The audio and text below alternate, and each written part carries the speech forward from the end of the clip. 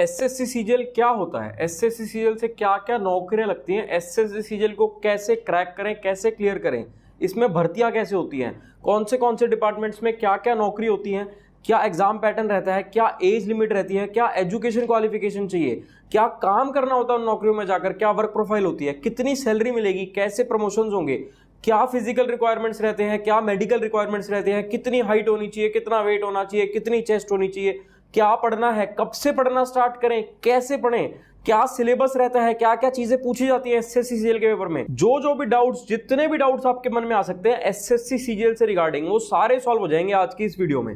Video को पूरा and तक देख लेना। अगर आपको एसएससी सीजीएल के बारे में कुछ भी नहीं पता, मैं ये मानकर चलूंगा कि आप बिल्कुल जीरो हो, आपको यही नहीं पता कि एसएससी सीजीएल होता क्या है, आपने ये वर्ड पहली बार सुना है जिंदगी में, तो इस वर्ड से रिलेटेड जितनी भी चीजें हैं सब कुछ क्लियर कर दूंगा। अगर सरकारी नौकरी चाहिए, CBI, ED, income tax, GST, इस टाइप के अच्छे डिपार्टमेंट में इंस्पेक्टर बनना चाहते हो तो इस वीडियो को पूरा एंड तक देख लेना, कुछ भी डाउट नहीं रहेगा। वीडियो हो सकता है थोड़ी सी लंबी हो, लेकिन पूरी वीडियो देख लोगे ना तो आपको मजा आ जाएगा। इस वीडियो को देखकर आप भी कहोगे कि हाँ भाई क्या जानकारी दे दी, पूरी संपूर्ण जानकारी दे दी, कुछ भी डाउट नहीं रह जाएगा आपके मन में। मेरे पास इतने मैसेजेस आते हैं इंस्टाग्राम पर, लोग इतने सवाल पूछते हैं इस पेपर से रिगार्डिंग, फिजिकल से रिगार्डिंग, वैकेंसी से रिगार्डिंग, तो मैंने उन सारे सवालों का कॉम्बिनेशन बना करके एक वीडियो बना दी है जिससे हर बंदे का, सबका डाउट क्लियर हो जाएगा, किसी के मन में कोई भी डाउट नहीं रहने वाला। मैंने खुद एसएससी सीजीएल 3 बार क्रैक किया है। फर्स्ट जो मेरा पहला अटेम्प्ट था, पहले अटेम्प्ट से जो मेरी ड्रीम पोस्ट थी मुझे वो मिल गई थी। जो मेरे गुरुजी हैं, जो मेरे बड़े भाई हैं जिन्होंने मुझे पढ़ाया, उन्होंने भी एसएससी सीजीएल को 2 बार क्रैक किया, उनको भी पहले अटेम्प्ट में ड्रीम पोस्ट मिल गई थी। उनकी ऑल इंडिया रैंक 104 थी, मेरी ऑल इंडिया रैंक 732 थी। तो भाई मुझसे ज्यादा बेटर आपको कोई भी नहीं बता सकता इस पेपर के बारे में। जितना मैं बता पाऊंगा शायद आपको कोई नहीं बता पाएगा उतना। अब आप लोगों के मन में डाउट आ रहा होगा कि जब ऑल इंडिया रैंक 104 और 732 आई तो पेपर को 2 बार और 3 बार क्रैक क्यों किया?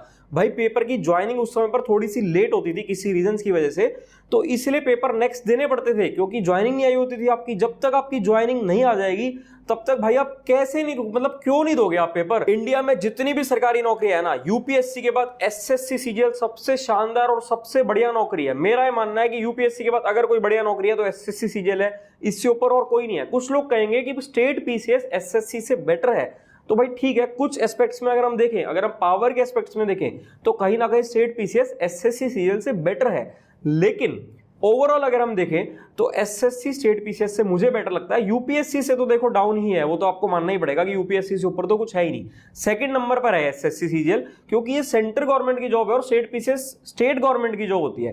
तो स्टेट और सेंटर का अगर आप कंपैरिजन करेंगे तो कहीं ना कहीं सेंट्रल गवर्नमेंट जॉब हर तरह से बेटर रहती है। और मोस्टली जितने भी यूपीएससी एस्पिरेंट्स होते हैं ना, वो मुझे लगता है कि एसएससी सीजीएल को अपना बैकअप प्लान बनाकर चलते हैं। बहुत सारे ऐसे लोग होते हैं जो सोचते हैं पहले सीजीएल को क्रैक कर लें, सीजीएल को क्रैक करने के बाद यूपीएससी करेंगे। कुछ लोग जो यूपीएससी की तैयारी कर रहे होते हैं किसी रीजन से क्रैक नहीं कर पाते, फिर वो सीजीएल पर शिफ्ट हो जाते हैं। तो इसी कारण से सीजीएल को मिनी आईएएस भी कहा जाता है। और मैं आपको पहले ही बता दूं कि इस पेपर का सक्सेस रेट बहुत बहुत बहुत कम है। वो कम इसलिए है क्योंकि देखो पेपर जो फॉर्म भरने वाले लोग हैं ना, वो इतने ज्यादा हैं, 30, 35, 40 लाख तक लोग भी फॉर्म भरते हैं इस पेपर का। क्योंकि सब लोग सोचते हैं, हर बंदा चाहता है कि मैं सरकारी नौकरी लूं, लेकिन हर बंदा मेहनत नहीं करता। नौकरी उसी को लगती है, मिलती है जो मेहनत करता है। तो उन 30-35 लाख में से 1-1.5 लाख लोग ही होते हैं जो एक्चुअल में मेहनत कर रहे होते हैं। तो जो असल कंपटीशन रहता है वो उन 1-1.5 लाख लोगों में ही रहता है, उन्हीं में से ही किसी को नौकरी मिलती है। अब अगर हम एसएससी की बात करें तो एसएससी ना 3 अलग अलग लेवल्स के पेपर कंडक्ट करवाती है। एक वो कराती है 10th बेस्ड, एक वो कराती है 12th बेस्ड और एक वो कराती है ग्रेजुएशन बेस्ड। तो जो सीजीएल है ये ग्रेजुएशन बेस्ड वाला है। 10th बेस्ड वाला होता है एसएससी एमटीएस हवलदार और एसएससी जीडी। 12th बेस्ड वाला होता है एसएससी सीएचएसएल और एसएससी स्टेनो। ग्रेजुएशन बेस्ड वाला होता है एसएससी सीजीएल और एसएससी सीपीओ। एसएससी सीपीओ तो वो है जिससे आप दिल्ली पुलिस में सब इंस्पेक्टर लग रहे हैं, सीआईएसएफ में लग रहे हैं, सीआरपीएफ में लग रहे हैं। और सीजीएल वो है जिससे आपको ऐसी नौकरियां मिलती है जो ऑफिस की नौकरियां हैं, जैसे कि income tax inspector, CBI, NIA, ED, GST, मंत्रालय में नौकरियां, एएसओ एंड सीएसएस, इस टाइप की सारी नौकरियां। यानी कि नौकरियां भी शानदार हैं और शानदार नौकरी के साथ साथ वर्क लाइफ बैलेंस भी इतना जबरदस्त है। आपको हर सैटरडे संडे की छुट्टी मिलती है, ऑफिस का काम भी रहता है, फील्ड का काम भी रहता है। अलग अलग डिपार्टमेंट से अलग अलग तरीके की नौकरियां अभी डिस्कस करेंगे, लेकिन सैटरडे संडे और जितनी भी सरकारी नौकरी होती है आपको छुट्टी छुट्टी मिलती है, ऑफिस आवर्स में काम करना है, उसके बाद चिल जिंदगी है, रिलैक्स रहना है, बहुत मजेदार जिंदगी है। तो भाई जिनको भी नौकरी चाहिए ना वो अभी मेहनत कर लो। और यही अगर आप सीपीओ में जाओ या कहीं और पुलिस की नौकरी में जाओ या किसी भी और नौकरी में जाओ, प्राइवेट नौकरी में जाओ, तो आप लोगों को पता ही है कि कितना वर्कलोड रहता है और कितना काम रहता है। इसी कारण से सभी लोग सीजीएल को सबसे पहले प्रेफर करते हैं। अब अगर एजुकेशन क्वालिफिकेशन की बात करें तो भाई सीजीएल की फुल फॉर्म देख लो, कंबाइंड ग्रेजुएट लेवल। नाम से ही पता चल रहा है कि सीजीएल के लिए आपको ग्रेजुएशन चाहिए। कोई भी ग्रेजुएशन हो, कितने भी नंबर हो, लोगों के मैसेज आते हैं कि सर 45% है, 50% है, 55% है। भाई कितने भी परसेंट हो फर्क नहीं पड़ता, पास होने चाहिए, वो ग्रेजुएशन होनी चाहिए, चाहे बीए करियो, बीएससी करियो, बीकॉम करियो, बीटेक करियो, जो मर्जी करियो। तो मैं एक चीज और कहना चाहूंगा कि जो लोग भी सीजीएल को मतलब जिनका एम है ना कि उनको वही नौकरी करनी ही करनी है हर हाल में, तो भाई आप नॉर्मल बीए बीकॉम भी कर सकते हो, बीटेक करनी जरूरी नहीं है। अब बहुत सारे लोग कहेंगे कि सर हम हर साल रिजल्ट देखते हैं, तो मोस्टली जो बीटेक वाले लोग होते हैं ना वही लोग सीजीएल को क्रैक कर पाते हैं। भाई इनका ना देखो फर्क मैं बताता हूं आपको क्या है। ऐसा जरूरी नहीं है कि बीटेक वाला ही सीजीएल को क्रैक करेगा। बीटेक वाले लोग जो हैं वो अपना बैकअप लेकर के जाते हैं कि कल को सीजीएल नहीं हुआ तो बीटेक तो है ही, अब प्रोफेशनल डिग्री है तो भाई नौकरी लग जाएगी, बढ़िया पैकेज मिल जाएगा, अच्छी नौकरी मिल जाएगी। फिर दूसरा क्या होता है, बीटेक में ना इतने सब्जेक्ट्स होते हैं, इतनी चीजें होती हैं कि वहां पर ना लोगों को एक माइंड का जो लेवल होता है ना, देखो पढ़ाई तो वही है जो आपने 8वीं 10वीं तक पढ़ी है, सीजीएल में भी वही आती है, यूपीएससी में वही आती है, हर जगह वही आ रहा है जो आपने 10वीं तक पढ़ा है। लेकिन बीटेक में आदमी का माइंड का लेवल और प्रेशर लेना ये सब वो सीख जाता है। लेकिन ऐसा कोई जरूरी नहीं है कि आपको बीटेक ही करनी है, अगर आपका एम यही है तो आप कोई भी ग्रेजुएशन कर लो। अब बात करते हैं सीजीएल से कौन सी पोस्ट, कौन सी नौकरियां लग सकती हैं, किस किस डिपार्टमेंट में नौकरियां लग सकती हैं। तो इसमें अलग अलग तरीके की नौकरियां होती है, लेवल 4 से लेकर के लेवल 8 तक की नौकरियां होती हैं इसमें। लेकिन जो मोस्ट डिमांडिंग जो लोगों का एम रहता है, मोस्टली लोगों का, वो रहता है लेवल 7 की नौकरी यानी कि इंस्पेक्टर। हर नौकरी के बारे में बात कर लेते हैं। सबसे पहले बात कर लेते हैं लेवल 8 के बारे में, क्योंकि लेवल 8 गस्टेड पोस्ट होती है। सीजीएल में डबल AO यानी कि असिस्टेंट ऑडिट ऑफिसर और असिस्टेंट अकाउंट ऑफिसर, ये ऐसी नौकरी है जो लेवल 8 की नौकरी होती है और गस्टेड पोस्ट होती है। यानी कि पहले दिन से, जिस दिन से आपने नौकरी ज्वाइन करी, नौकरी ज्वाइन करते ही आप सीधा गस्टेड ऑफिसर बन गए। 4800 ग्रेड पे की नौकरी है। देखो लेवल क्या है, पहले ग्रेड पे चलते थे, अब उसको लेवल बोल देते हैं। तो जो 4800 ग्रेड पे होता है उसको लेवल 8 बोलते हैं और डबल AO होती है वो नौकरी। लेकिन जैसा कि मैंने बताया, मोस्ट डिमांडिंग और मोस्टली लोगों का जो एम रहता है वो रहता है लेवल 7 की नौकरियां, जैसे कि GST inspector, CBI sub inspector, income tax inspector, ED में असिस्टेंट एनफोर्समेंट ऑफिसर, मिनिस्ट्रीज में असिस्टेंट यानी कि ASO असिस्टेंट सेक्शन ऑफिसर बोलते हैं। सीएसएस में उसका मतलब होता है, देखो ASO इन सीएसएस का क्या मतलब है, अगर आप बोलो कि भाई मेरे को मिनिस्ट्री ऑफ होम अफेयर्स में लगना है ASO, मेरे को मिनिस्ट्री ऑफ फाइनेंस में लगना है ASO, मेरे को किसी भी मिनिस्ट्री में ASO लगना है, मेरे को MBA में लगना है ASO, तो जो ज्यादातर मिनिस्ट्रीज होती हैं वो तो सेंट्रल सेक्रेटेरिएट सर्विसेज यानी कि CSS का पार्ट होती हैं, और MBA ministry of external affair और कुछ ऐसी मिनिस्ट्रीज हैं जिनका ASO की अलग पोस्ट होती है। तो इस टाइप की जितनी भी पोस्ट है सभी की सभी लेवल 7 यानी कि 4600 ग्रेड पे की पोस्ट है। लेकिन जो ये लेवल 7 4600 ग्रेड पे की पोस्ट होती है सारी की सारी नॉन गस्टेड पोस्ट होती है। ये फर्स्ट प्रमोशन के बाद गस्टेड ऑफिसर बनते हैं। आपको स्क्रीन पर दिख रहा होगा ये सारी पोस्ट है लेवल 7 की 4600 ग्रेड पे की, जैसे कि preventive officer, examiner.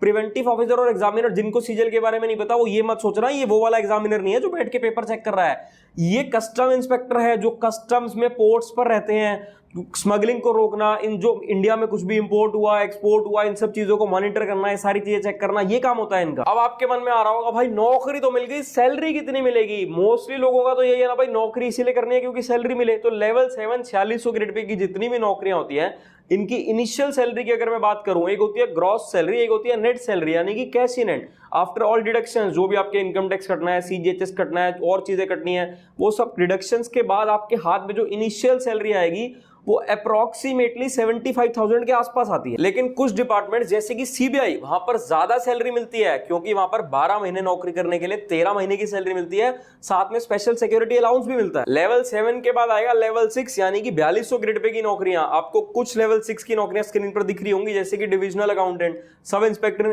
NIA, junior statistical officer, ये भी बहुत डिमांडिंग नौकरी है। DA डिविजनल अकाउंटेंट तो ऐसी नौकरी है जो लेवल 6 होने के बाद भी कई बार इसकी कट ऑफ लेवल 7 से भी ज्यादा चली जाती है क्योंकि इसमें वर्कलोड बहुत कम रहता है, इसमें म्यूचुअल ट्रांसफर पॉलिसी है और जो इसमें काम है ना, मतलब पर्सनल वर्क लाइफ बैलेंस बहुत शानदार रहता है। तो जिन लोगों को आगे फर्दर तैयारी करनी होती है UPSC के लिए या किसी और पेपर के लिए, वो इस पोस्ट को बहुत प्रेफर करते हैं क्योंकि एक तो म्यूचुअल ट्रांसफर करके वो अपने घर के आसपास ट्रांसफर करा सकते हैं और वर्कलोड कम है तो वो साथ में प्रिपरेशन भी कर सकते हैं। लेवल 6 की जो सैलरी रहती है वो लेवल 7 से लगभग 7 से 8 हजार कम रहती है। लेवल 6 के बाद बात करते हैं लेवल 5 यानी कि 2800 ग्रेड पे की नौकरियां। जितने भी ऑडिटर्स या अकाउंटेंट्स होते हैं वो सभी लेवल 5 की नौकरियां होती हैं। आपको कुछ नौकरियां स्क्रीन पर दिख रही होंगी, ये भी बहुत अच्छी नौकरियां होती हैं, लेकिन देखो जिसका भी एम है ना सीजीएल, मोस्टली लोग अपना टारगेट तो बनाकर रहते हैं इंस्पेक्टर या एमईए या एएसओ इन सीएसएस या डीए, इस टाइप का टारगेट रहता है सभी का। अगर उनके मार्क्स कम रहते हैं, रैंक कम रहती है, देखो नौकरियां तो मार्क्स के बेसिस पर ही मिलनी है ना,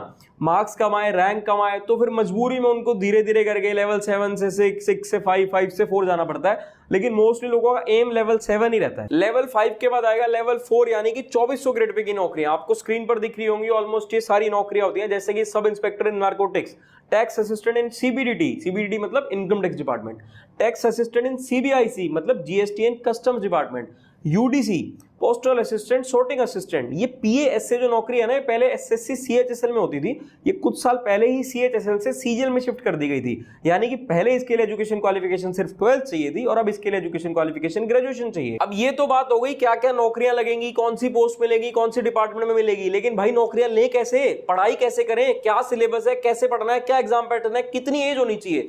तो देखो जो आपकी मोस्टली लेवल 7 की जितनी भी नौकरियां हैं, उन मोस्टली नौकरियों के लिए आपकी जो एज लिमिट है वो है मैक्सिमम 30 इयर्स। उसके बाद जैसे जैसे लेवल कम होता जाएगा एज लिमिट भी कम हो रही है, मतलब लेवल 7 से 6 आएंगे, 5 आएंगे, वहां तक जाते जाते मोस्टली नौकरियों की एज लिमिट 27 साल रह जाती है। यानी कि कुछ नौकरियों की एज लिमिट रहती है 18 से 27 साल, किसी की 20 से 30 साल, किसी की अप टू 30 ईयर्स। अब इसका जो एग्जाम पैटर्न है ना वो पिछले कुछ सालों में चेंज हुआ है। कुछ साल पीछे अगर हम चले जाएं तो पहले इसमें इंटरव्यू हुआ करता था 100 मार्क्स का, फिर इंटरव्यू को हटा करके इंग्लिश का डिस्क्रिप्टिव पेपर लाए जिसमें लेटर, एसे, प्रेसी राइटिंग इस टाइप के क्वेश्चंस आया करते थे। फिर फाइनली 2022 के बाद एग्जाम पैटर्न दोबारा चेंज किया गया और अब सिर्फ आपका टीयर 1 और टीयर 2 होता है, आपको सिर्फ यही देना है। मतलब आप कोई डिस्क्रिप्टिव पेपर नहीं, कोई इंटरव्यू नहीं, सिर्फ टीयर 1 को क्वालिफाई करो, टीयर 1 क्वालिफाइंग इन नेचर है, टीयर 2 में अच्छे नंबर लाओ, वो मेरिट बेस्ड है, उसके बाद सीधा डीवी फिजिकल मेडिकल आपको डिपार्टमेंट मिल गया, आपको नौकरी मिल गई। तो सबसे पहले जो टीयर 1 होता है वो क्वालिफाइंग इन नेचर होता है, उसमें आपका maths, reasoning, English, GK 4 sections आते हैं, हर सेक्शन से 25-25 सवाल आते हैं और हर सवाल 2-2 नंबर का होता है, यानी कि हर सेक्शन हो गया 50-50 नंबर का, टोटल आपके 100 सवाल हुए, टोटल आपका 200 नंबर का पेपर हुआ। आपको 1 घंटा मिलता है इस पेपर को सॉल्व करने के लिए। हर सवाल की नेगेटिव मार्किंग होती है 0.5 मार्क्स की, यानी सही करोगे तो 2 नंबर मिलेंगे और अगर सही नहीं कर पाए, गलत कर दिया, तो जो 2 नंबर मिलने थे वो तो मिलेंगे ही नहीं, साथ में 0.5 मार्क्स डिडक्ट भी हो जाएंगे। लेकिन अच्छी बात यह है कि ये सिर्फ क्वालिफाइंग इन नेचर है, यानी कि आपको इसे क्वालिफाई करना है, आपके फाइनल मेरिट में नहीं जुड़ेगा। इसको क्वालिफाई करने के बाद जो टीयर 2 होता है वो मेरिट में जुड़ता है। टीयर 2 में भी चारों सेक्शंस आते हैं, maths, reasoning, English, GK. Maths और रीजनिंग का जो पेपर होता है उसको सेक्शन 1 बोलते हैं। सेक्शन 1 में मैथ्स आएगा, रीजनिंग आएगा, दोनों 30-30 सवाल आएंगे और हर सवाल 3-3 नंबर का होगा। यानी कि मैथ्स में जो 30 सवाल है, हर सवाल 3 नंबर का है, तो मैथ्स हो गया 90 नंबर का। रीजनिंग में 30 सवाल है, हर सवाल 3 नंबर का है, तो रीजनिंग भी हो गया 90 नंबर का। टोटल मैथ्स और रीजनिंग मिला करके हो गया आपका 180 नंबर का। इसके लिए आपको पूरा 1 घंटा दिया जाएगा और जो नेगेटिव मार्किंग रहती है वो रहती है 1 नंबर की। यानी कि अगर आपने सवाल सही किया तो आपको 3 नंबर मिलेंगे और अगर आपने सवाल गलत कर दिया तो जो 3 नंबर मिलने थे वो तो मिलेंगे ही नहीं, साथ में 1 नंबर और कट जाएगा। इसके बाद आपका होता है सेक्शन 2। ये सब मेंस की बात चल रही है, सेक्शन 1, सेक्शन 2, सेक्शन 3 ये मेंस के अंदर है। सेक्शन 1 मैंने बता दिया, सेक्शन 2 में आएगा इंग्लिश और जीके। इंग्लिश में 45 सवाल आएंगे, जीके में 25 सवाल आएंगे, वही होगा हर सवाल 3 नंबर का। यानी कि इंग्लिश होगी 135 नंबर की और जीके होगी 75 नंबर की। तो आपका सेक्शन 2 हो गया टोटल 210 नंबर का। ये भी 1 घंटे का होगा।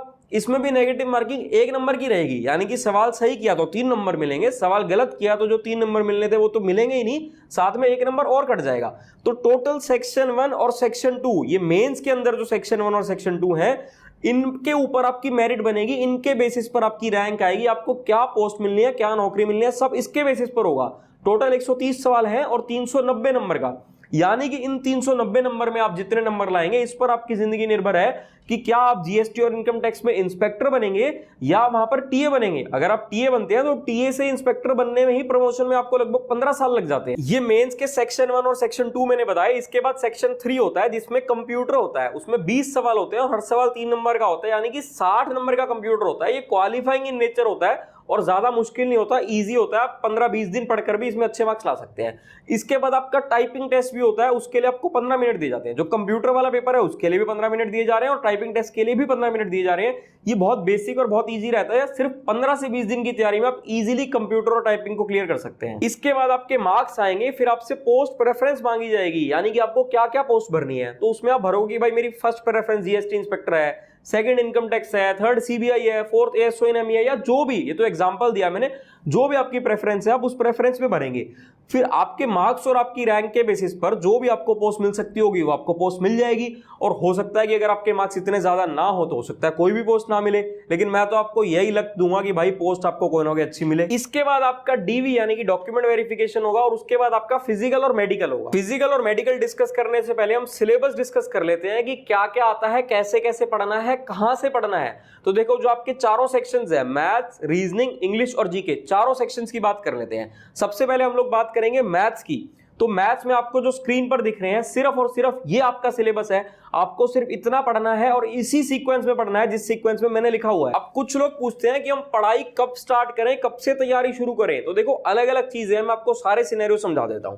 अगर तो अभी आप 12वीं में हैं या अभी आप स्कूल में और आप मेरी वीडियो देख रहे हैं और स्कूलिंग के बाद आपको तैयारी करनी है, तो आप जब भी ग्रेजुएशन में जाओगे तो मेरे हिसाब से सबसे बढ़िया ये रहता है कि ग्रेजुएशन में जाने के बाद आप शुरू से ही starting from the first day, आपका स्कूल खत्म हुआ, महीने 2 महीने 3 महीने जितने की छुट्टी मिली मौज करो, एंजॉय करो। लेकिन जिस दिन कॉलेज स्टार्ट होगा, ग्रेजुएशन स्टार्ट हो गई, पहले दिन से डेली के 2 घंटे दे दो सिर्फ। भाई जिंदगी के 2 घंटे आप इजीली दे सकते हो, 24 घंटे में से 2 घंटे 10% भी नहीं हुए दिन के, बस 2 घंटे पढ़ लो। आपकी जब ग्रेजुएशन खत्म होगी मेरे से लिखवा लो, अगर आपने सच्चे मन से वो 2 घंटे दिए होंगे तो ग्रेजुएशन खत्म होती है आपकी तैयारी इस लेवल की होगी कि आप इजीली सीजीएल को क्रैक कर पाएंगे। अब लेकिन दिक्कत यहां आ जाती है कि भाई वीडियो देखना, स्ट्रेटेजी देखना, सोचना कि हाँ मेरे को तो इंस्पेक्टर बनना है, सोचना हर किसी को आता है, लेकिन उसको इंप्लीमेंट करना, उसको तैयारी हर कोई नहीं कर पाता। तो लाखों लोग, जितने भी लोग ये सब चीजें देखते हैं, उनमें से सिर्फ बहुत लिमिटेड से लोग होंगे जो उसको इंप्लीमेंट करेंगे, जो कंसिस्टेंटली पढ़ेंगे, वही लोग सीजीएल क्रैक कर जाएंगे। तो मेरी ये बात ठान लो कि अगर आप ग्रेजुएशन में जाते ही सिर्फ डेली के 2 घंटे दे दो, भाई कितने घंटे हो जाएंगे, देखो सीजीएल इजीली क्रैक हो जाएगा। अब बात करते हैं, अगर आप स्कूल निकल चुके हो, कॉलेज भी हो सकता है आप लोग कर चुके हो और फिर आप मेरी वीडियो देख रहे हो सकता है आपकी ग्रेजुएशन भी कंप्लीट हो चुकी हो या आप मिड ग्रेजुएशन में भी हो, तो भी कोई दिक्कत नहीं है, अभी भी देरी नहीं हुई।